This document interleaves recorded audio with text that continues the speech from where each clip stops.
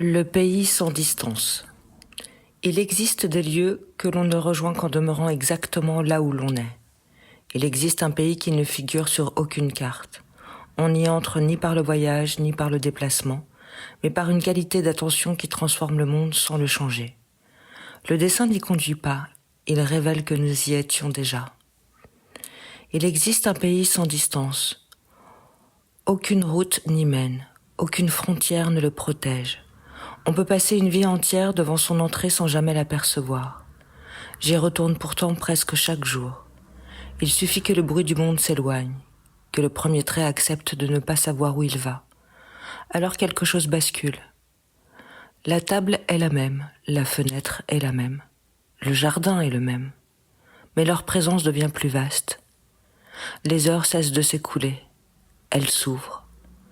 Le silence cesse d'être un manque. Il devient un espace où le monde recommence à parler. Chaque trait me rapproche de ce qui était déjà là.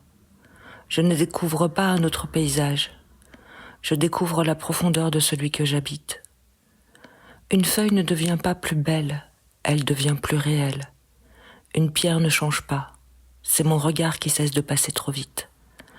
Alors je comprends pourquoi je dessine. Non pour quitter le monde, pour y entrer davantage. Le pays sans distance n'est pas ailleurs, c'est le monde, lorsqu'il cesse enfin de rester à sa surface.